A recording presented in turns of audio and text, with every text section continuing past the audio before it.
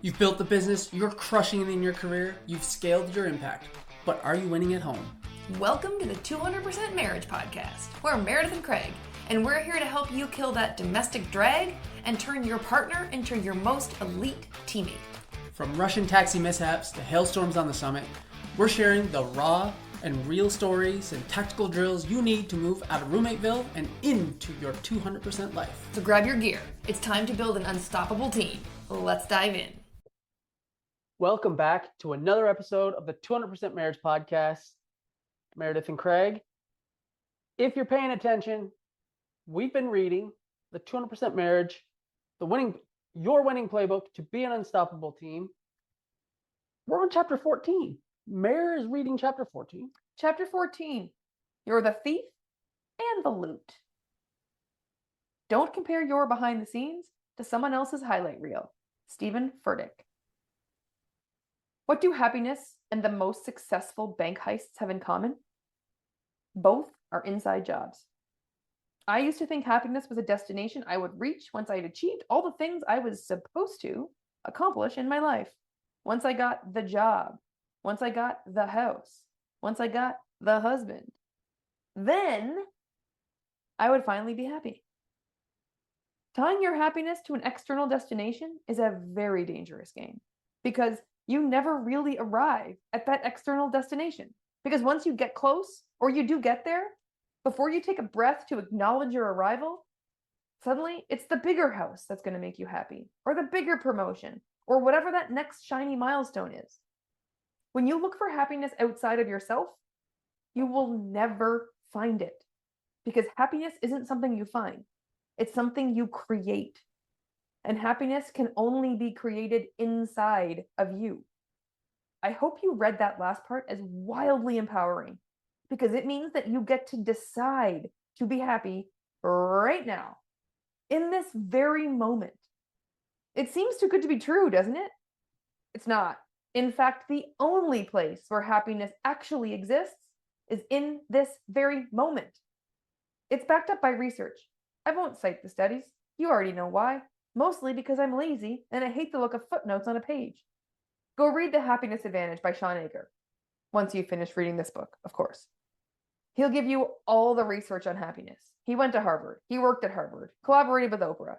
Given one of the 25 most viewed TED Talks ever with more than 20 million views. He's been published in all the scientific journals and written best-selling books. He studies happiness and he knows it inside and out. In The Happiness Advantage, he shares 4 daily practices that don't take much time, that are proven to make us happier. Number 1, go for a brisk 15-minute walk. And since this is a relationship book, we highly recommend doing this with your teammate. This is literally one of our worst kept secrets, mainly because we don't keep secrets. We're an open book. I'm on fire. We do our best thinking on walks. We feel most connected when we're walking. It's a life and relationship hack. Step 2, breathe. Yes, like actual breathing. Pick your favorite breathing exercise and do it for 90 seconds. Box breathing, meaning inhale for 4, hold for 4, exhale for 4, hold for 4, repeat. Or the 5 by 5 by 5 breathing, which is inhale for 5, exhale for 5, repeat 5 times. Or the 4-7-8 breathing, inhale for 4, hold for 7, exhale for 8. The breathing exercise itself doesn't matter. It's the intentional deep breathing that does. So now we're at 16.5 minutes total, if you don't breathe intentionally while you're walking. Number 3, appreciate someone. Take 30 seconds and tell someone you appreciate them. The more specific the appreciation, the better. Tell them in person, in a text, with a sticky note, in an email, with a voice memo, even a quick video. It doesn't matter how. Just express it. And again, since this is a relationship book, we highly recommend expressing that appreciation to your teammate.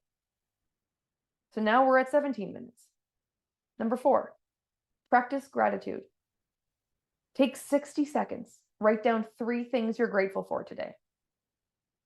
That's 18 minutes per day total to feel happier. Don't you spend longer than that on bathroom breaks at work? And isn't it amazing that feeling happier is 100% within your control? Let's zoom in on gratitude. I first heard about gratitude journals from Oprah like 20 years ago. I even started one, kept it for, 5 minutes. I wasn't much of a journaler then. I didn't see the value in journaling or in gratitude. I do now, though. I used to think that once I'm happy, then I'll be grateful. But I had it backwards. Gratitude comes first. If you're not thankful for all the fantastic things in your life today, especially if you live in the developed world with a roof over your head, food in your fridge, why would the universe deliver you any more? Think of it like giving a little kid a treat. If they're not grateful for what you just gave them, how inclined are you to give them any more? So gratitude comes first. And it's not just us saying this. Brene Brown studies this stuff, and she says the same thing. Gratitude always comes first. Gratitude invites more joy into your life. But here's the catch. You knew there had to be one, right? It's not just an attitude of gratitude. It's a practice of gratitude. That means action. Don't just think about 3 things in your head. Write them down. Say them out loud. Feel the feelings of gratitude while you say them or write them. When you start to practice gratitude daily, you'll naturally be looking for things to be grateful for. And the more you look, the more you'll see. It doesn't change your life overnight, but it absolutely changes how you see your life. And that shift is where happiness grows. You start to feel content and fulfilled with what you already have, which in turn makes you happier. But if gratitude is the secret to happiness, then what's its kryptonite? The answer? Comparative reality. Comparative reality is when you compare what you have to what someone else has, and then you usually start shoulding all over yourself, that you should have those things too. And we know from chapter 12 what should does. Cue the shame spiral. Comparative reality is rampant on social media these days. Intellectually, we know we're only seeing someone's final product, the polished highlight reels, the fancy vacations, the perfect relationships, the angelic kids. Intellectually, we know that's not their day-to-day reality.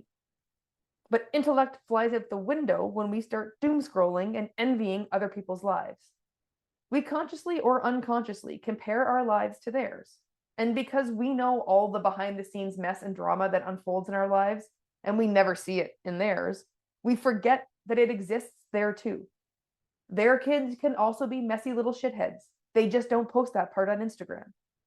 Or we compare our chapter 1 to their chapter 33.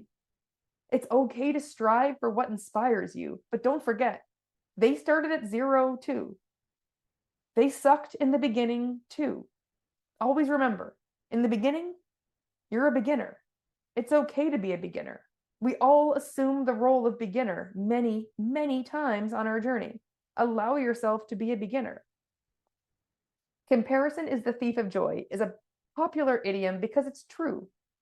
You can feel thrilled about your fantastic camping weekend in the woods until you start scrolling and see a colleague's 3-week Italian wine country tour. Suddenly your dollar store tent doesn't feel so great. So how do we ditch the comparative reality? By running your own race. When Craig trained for his first marathon, he worked hard. 5 runs a week, thoughtful nutrition, a precise race day plan, when to wake up, what to eat before, during, after, what pace to keep. He had his race fully prepped and mapped out. Race day comes, gun goes off, adrenaline spikes. He takes off. His competitiveness kicks in, and for a minute, he found himself trying to keep up with the other runners. Then he remembered his plan, and he throttled back to his planned pace. If he had kept pushing at someone else's pace, he would have been running their race. He might have burned out and never finished. Instead, he stuck to his plan. He fueled when he planned, he hydrated when he planned, and he crossed the finish line of his first marathon when he planned. And I got to hug him and cry all over him at the end. Win-win. The point is, turn off the comparison. Run your own fucking race. Get off social media. I can already hear the groans. At least curate your feed so that the posts that often drag you down and suck your energy don't show up. You don't have to unfollow anyone. Muting works really well if you want to avoid the drama. Then turn on the gratitude, and within days, you're going to feel lighter. Then add in the other 3 happiness practices, 18 minutes total, and you'll feel happier. And don't we all want to feel happier every day? Just like your happiness is your responsibility, it's your responsibility to work on your stuff. You know, your beliefs, your baggage, the shit you've accumulated through your life. We all bring baggage with us into our relationships. By working to unpack that baggage, you're both less likely to trip over those bags. When you take responsibility for lightening your baggage and focusing on your happiness, you bring that energy into your marriage. And that energy makes it much easier to do the work on the relationship, which is what we're about to do together right now. Craig will meet you in part 4 to kick off the commitment to the team and to your teammate. That was chapter 14, happiness. It's amazing to think that in as little as 18 minutes a day, if you consistently do 4 little things, and one of them's 15 minutes, it's the majority of them, like literally 75% of the things can be done in like 3 minutes. It's wild that a walk, breathing, appreciation, energy, and gratitude will make you infinitely happier. And like, we don't talk about it because like studies and research and boring shit that I don't want to deal with in a book. But there is research that shows that just getting out for a walk is more effective than some medicines that are prescribed for depression. Correct. And you've got a lesser rate of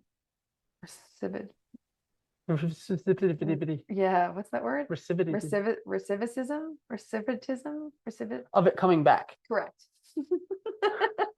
Yeah, walking is better for you than medication when it comes to depression and getting rid of it forever. Yeah, and big pharma's out here chucking scripts to everybody for everything under the sun. And all we need to do is get under the sun, out in nature. Mm-hmm. And it doesn't even have, if it can be in nature, all the better. But if you live in a city, could be in a mall. Yeah, just get out, walk, and move. Just walk, just get, yeah. Get some blood pumping. It is infinitely better though if you get in nature. For sure. Don't do it in a mall. Malls are dead anyway. Yeah, for sure. Spend no time in malls. Even before those 4 things, like backing up a step, it took me so long in my life, almost 40 years, to learn that I get to decide if I'm happy. Like, my happiness doesn't depend on the shit that's going on around me. Yeah. Whether I got the promotion. Yeah. Whether someone is being nice to me. Was a dick at the store. Right? Like, I always thought my happiness was conditional on the external environment in some way, shape, or form. Yeah. Whether it was the person you're in a relationship with, whether it's your family, whether it's your friends, whether it's your work, whether it's your health, whether it's whatever, something in the external environment is what my happiness is conditional on. And if I'm having a shitty day because work sucks and someone's being mean and then how could I possibly be happy? Mm-hmm.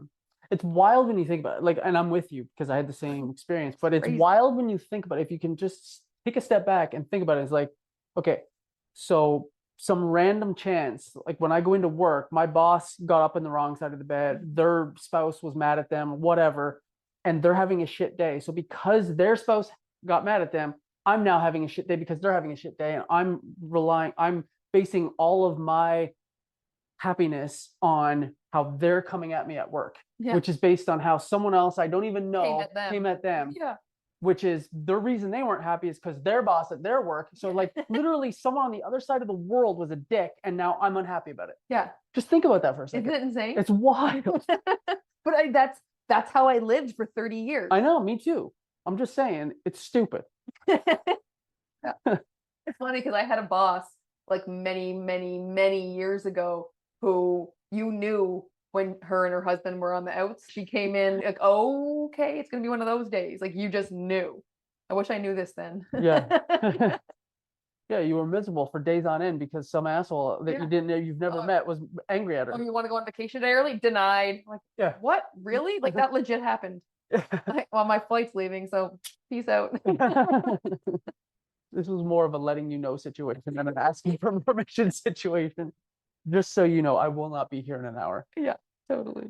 And it's wild to me that I used to believe, like, firmly, like I said in the book, that once I finally get that corporate, like, big job with the big paycheck, then I'll be happy. Once I finally meet the person, then I'll be happy. It's funny because I had the same thought, but then it was the exact opposite. Corporate job with the big paycheck, I actually was less happy.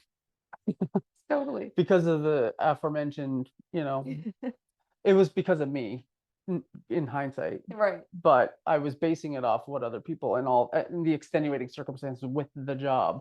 But yeah, once I have these things, then I'll be grateful for what I have in my life. Yeah. Like I'll be grateful once I have the thing. I'll be grateful once I have that thing. I'll be grateful. And it's like, why would the universe see fit to give me anything else if I'm not grateful for what I already have? Like it kind of makes sense when you think about it, but I never thought about it like that before. And it's funny because that's a lesson that I remember my dad imparting on me when I was a kid. If you're not grateful for that, you're not getting any more. Mm-hmm. You're not even grateful, so I'm not going to give you more.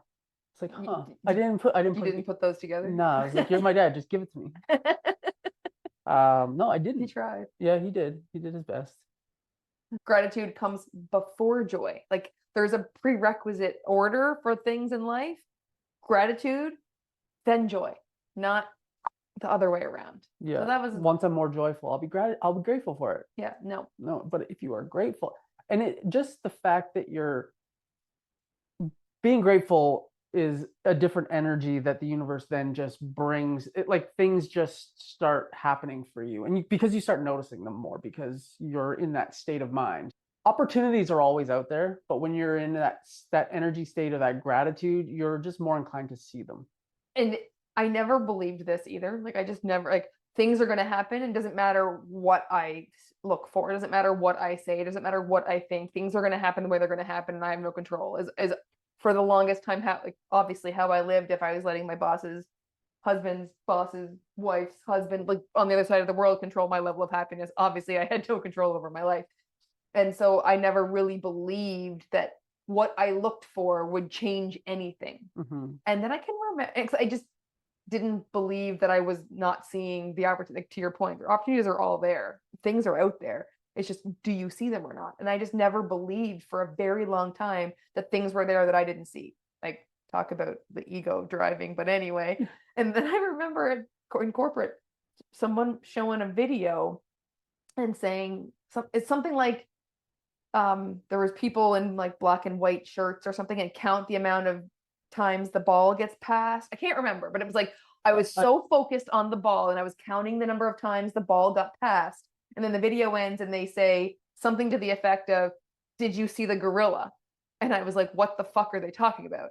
And I rewound the video, and sure enough, a gorilla walks across the fucking middle of the screen, dances around, and then walks off. And I didn't see it because I wasn't looking for it. I was counting the passes of the ball. Mm-hmm.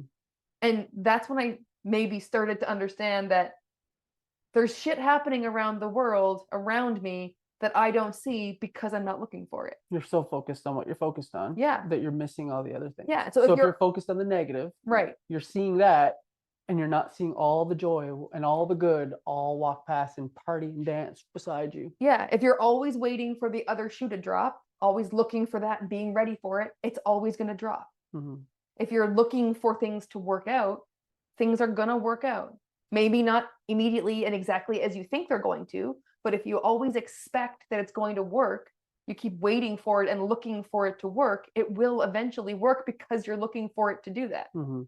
And it's a wild concept, but it's true. If I could miss the freaking gorilla, I could miss anything. And it's just a way better way to live. It's just more upbeat and positive, and you have more energy. Yeah. And so, like, the opposite. If you want to play devil's advocate and say that we're both full of shit, right? Like, someone's listening and they're like, no one would ever say that. They might. And so if someone thinks we're full of shit, that's fine. Cool. Maybe we are. I don't know. I don't think I am, but who knows? We have a different perspective. And so let's say we're full of shit. What's the harm in going through life looking for the good stuff? Mm-hmm. Like, what's the downside? Yeah. If you don't believe that what you look for you get more of, that shit's gonna go sideways no matter what, then if it's gonna go sideways no matter what, it's gonna go sideways no matter what. If you're looking for the good, you never know, you might find it. Yeah. The only argument you could have is that I would be right. Yeah. So you can be right and be happy, or you can be right and not be happy. Totally agree. So that's my thoughts. That's where you're at. Okay. Yep. We also talked about comparative reality and it being the kryptonite to happiness. It's so true, because to your point in the book, when you're going on vacation camping because you love camping, and then you get on Instagram or whatever, and you see your friend who's like in a 3-week wine tour in Italy, and you're like, oh, well, I don't want to go camping. I want to do that. Yeah. And so now you're bummed about your camping trip that you were so pumped about 5 minutes ago before you logged on to Instagram. Yeah. So it's interesting. I never been a fan of social media. I only got it once we got into entrepreneurship and whatever, for reasons we need it. And but I do notice that when I do go on there and take a look around, sometimes I am like, oh, that's a cool, like, oh, like it makes me, I have to consciously get away from the feeling of, oh, that's really cool. I like, man, I'm not at a place where I can do that yet. And I'm like, oh, yeah, I gotta put it away. And it's true, like what we say in the book, that I intellectually know that what I'm seeing on someone's social media feed is a curated version of their life. For sure. I know that, like, in my brain. But I also know that my life is, crazy and stressful and drama, and like all the things are happening in life. The house needs to be cleaned. And like, I know all the things that are happening behind the scenes in my life. And intellectually, I can assume they're happening behind the scenes in that other person's life too. But I never see it. And so emotionally, when I'm doom scrolling Instagram, like my thumbs are just going, you forget that intellectual piece and your emotions take over, and you just, it's human nature to fall into the comparative reality trap of, my life doesn't look like this. They have all these things. Their kids look so well behaved.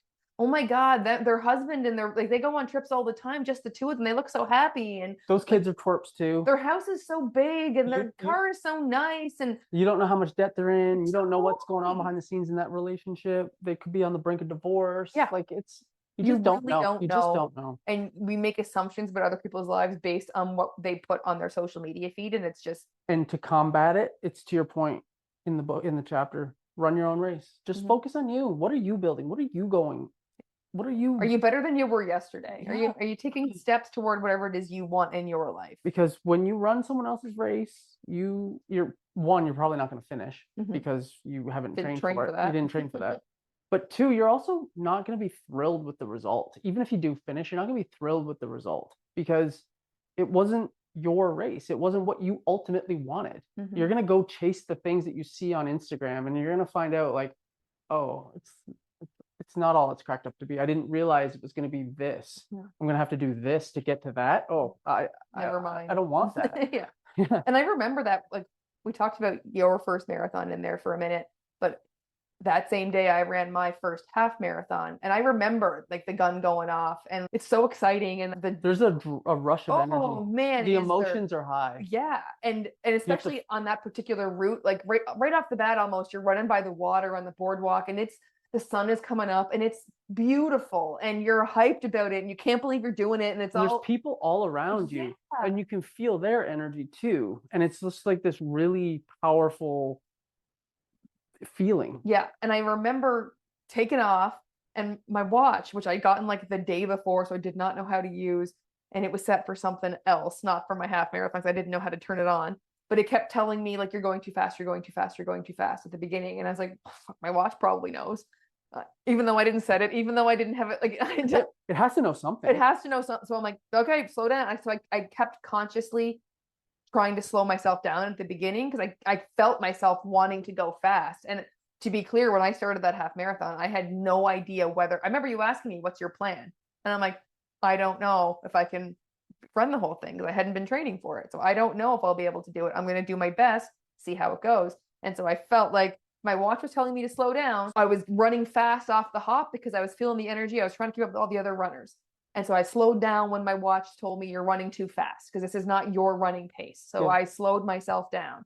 And then I remember thinking, all these people are passing me left, right, and center. It felt like hours, which it obviously wasn't, minutes, but it felt like a long time that just like waves of people were running past me. And I was like, I feel like if I turn around, I'm going to be the last runner in this race. And I remember having that thought. And the very next thought I have was, but I don't care. Like, what's the point in turning around to confirm whether that's true or not? Because I literally don't know if I'll be able to finish this race or not. So it's not about how fast I can do it. It's about whether I can do it. I don't have a time that I want to make for I don't like that. That's not my plan. My plan is to do my best and go as far as I can.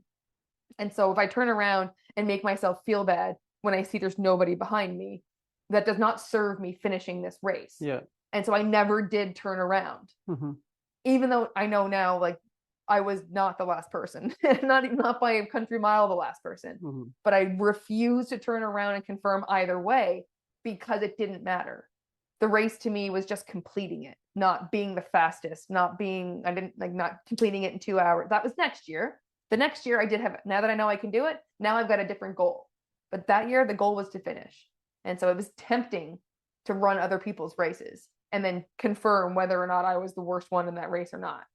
And then I'm grateful that I had the thought that this doesn't serve me. Why would I turn around and make myself feel worse or make myself feel like, to what end? Like, just run your own race. Mm-hmm. It was very clear to me in that moment, thankfully.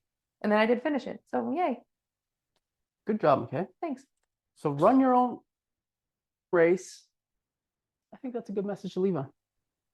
This life is yours. This life, you have got one shot at this. You might as well do it the way you want. It's your life. Live it however you want to. We'll leave that lyric right there.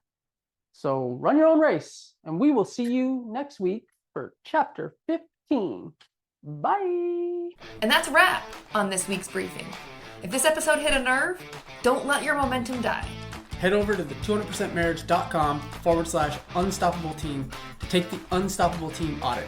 Find out exactly where your domestic drag is hiding so you can start optimizing your team today. And if you love the show, share it with another power couple who refuses to settle for fine. Because a 200% life is better with a community. See you on the next adventure.